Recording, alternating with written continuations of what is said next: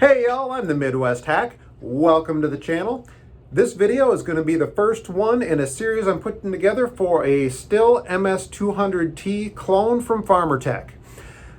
If you're interested in the build, I will have a complete playlist on my channel that you can check out. Otherwise, down in the description, as I finish up these videos, I will be putting links to each piece in the descriptions so that you can pick and choose which part you'd like to see. By the end of this first video, I'm going to have the control handle assembled and ready to go on the saw. This is actually a reshoot of my first video, and I'm going to be taking down the original because my goal for this series is to put together an accurate and straightforward process for building this saw. That first video had some errors, and we're going to lead people in the wrong direction. I want to get that fixed and make things right. So with that in mind, I'm going to stop flapping my gums, and let's get after it. All right, y'all, so the parts you need to find to assemble the handle, you need to find the ignition coil. Specifically, we need these two wires. The rest of the coil we don't need yet. Find your bag of hardware. You need these 14mm self-tapping screws and the one little screw out of this bag. You, of course, need the handle housing.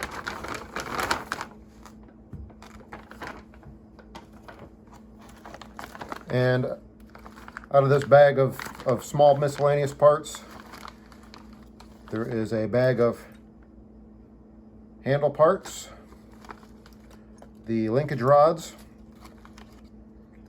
and this bag has a couple of the intake pieces and the little spring terminals. A couple other pieces that we're going to want for this handle build that I didn't get originally. The handlebar comes in its own bag.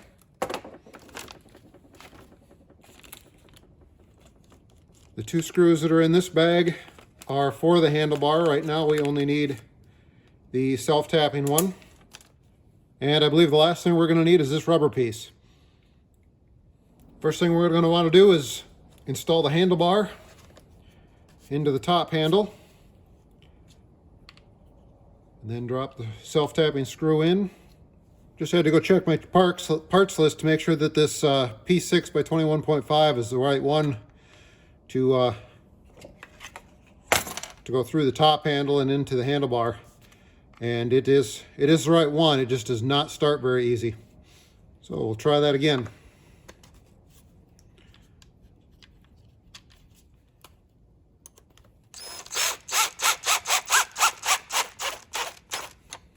This rubber piece is the next one I'm going to put on. There are 3 holes in the handle that accept these 3 little rubber knobs.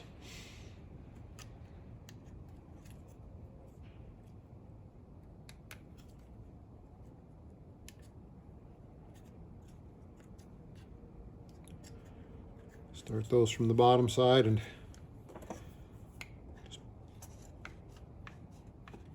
just wiggle them gently through from the top.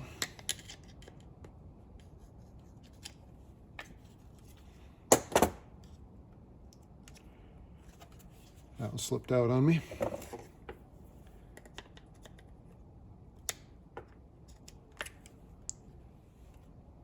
Okay, that's in place. Next, we can start putting together all the linkages inside the handle. I'm going to start by putting the yellow wire on this terminal.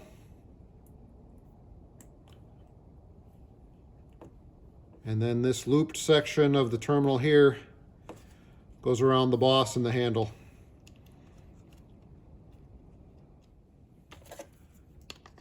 Just press that in.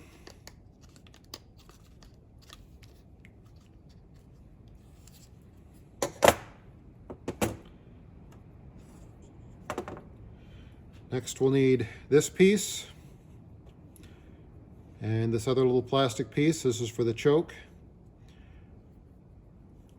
It's a little notch in there that just slides on.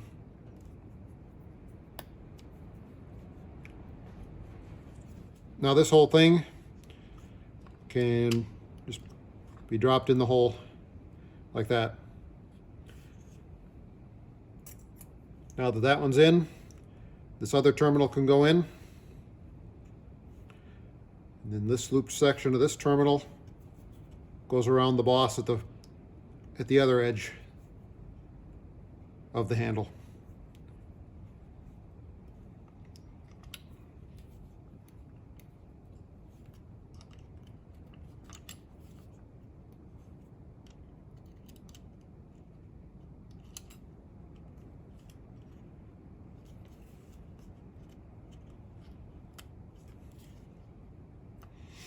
And the wire for that one will get hooked up when we install the handle on the saw. I grabbed a couple blocks of wood just to keep this handle kind of level as I set pieces in. Next we'll need the trigger and the spring.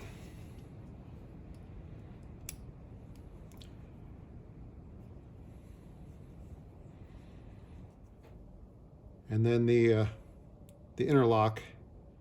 The interlock pin goes in this hole. The trigger pin goes in the hole up closer to the pivot, up closer to the shaft that we just put in. The spring hooks in this notch in the interlock.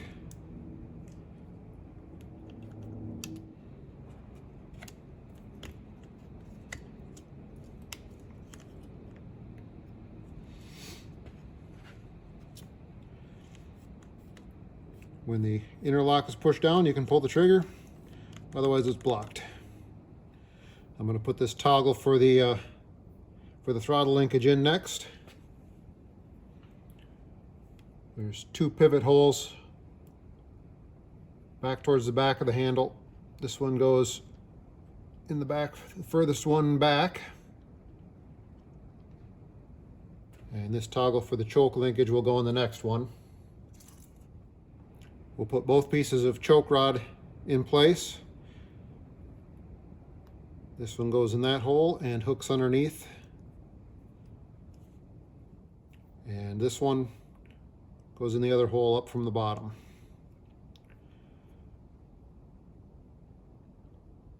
And the whole works can get guided in.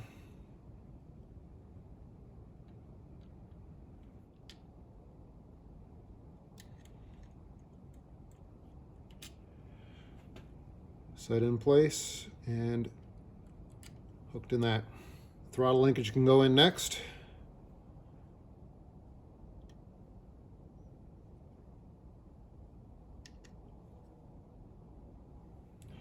Then this U-shaped piece to hold everything in place can go in. There's a small hole near the screw hole, and then there's a square hole down at the bottom of the handle that goes into.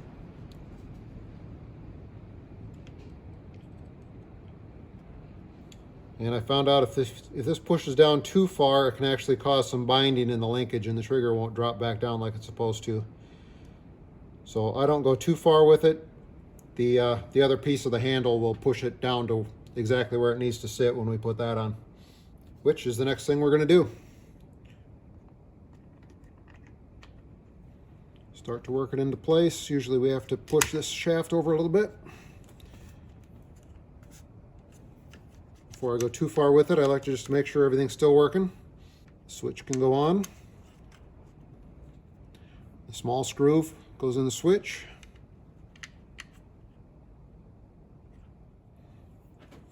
I'm going to move these blocks out of the way. I recommend holding on to the switch while you tighten up the screw so you're not putting the torque into the linkages in there.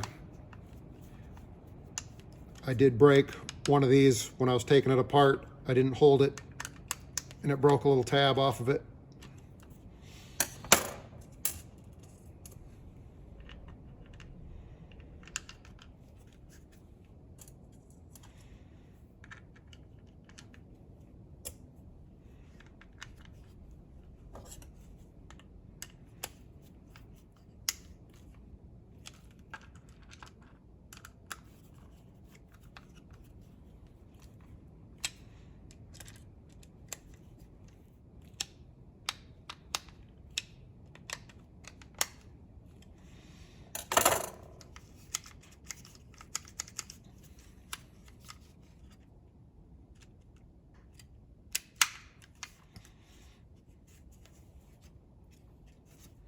if this choke linkage, if this choke rod does fall out, it can be hooked back in there without taking the whole handle apart. That piece is ready to go. We'll set it aside and get the rest of the saw built.